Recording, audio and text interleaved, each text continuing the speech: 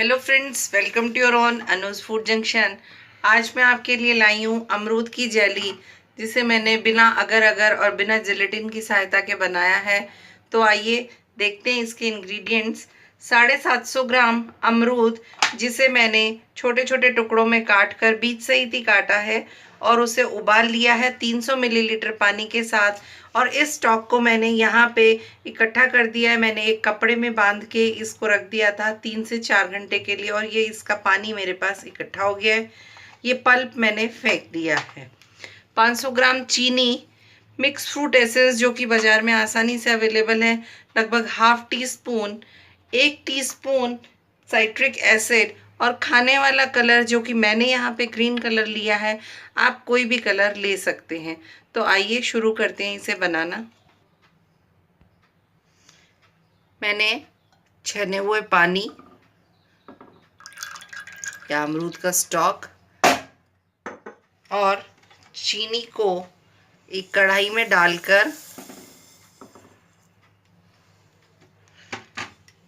धीरे धीरे मिक्स करते हुए, इसे मैंने धीमी आंच पर ही धीरे धीरे मिक्स करते हुए कंटिन्यूस चलाऊंगी।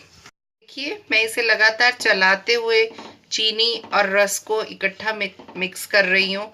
इसको कहाँ तक पकाना है ये मैं आपको अभी धीरे धीरे, जब चीनी घुल जाएगी तब मैं आपको बताऊंगी। उसके बाद ही हम इसमें कलर भी ऐड करेंगे।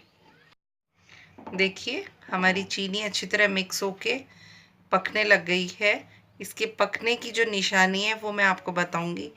हमें कड़छी में थोड़ा सा लेके इसको इस तरीके से जब डालेंगे तो ये कंटिन्यूस गिर रहा है, लेकिन इसके पकने का पता तब चलेगा जब ये धीरे धीरे लटकने लगेगा, जैसे कोई थिक पदार्थ होता है।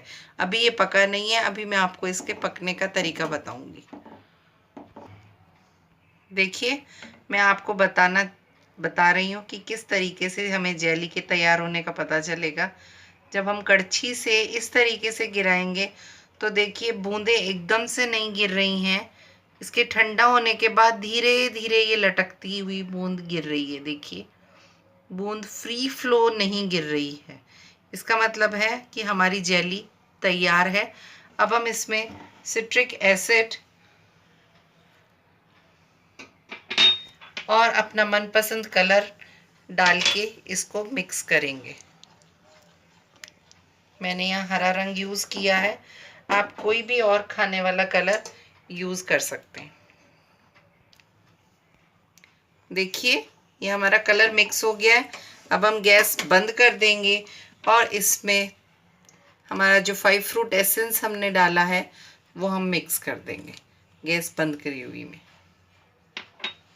इसको अच्छी तरह मिक्स कर देंगे और अब हम इसे एक कांच के बर्तन में भर लेंगे। ध्यान रखें, हम इसे प्लास्टिक में नहीं भरेंगे, हम इसे गरम गरम ही कांच के बर्तन में भर के इसे जमने के लिए छोड़ देंगे। और फिर हम इसको जब ठंडा हो जाएगा तब हम इसे ढक्कन लगाकर बंद करेंगे।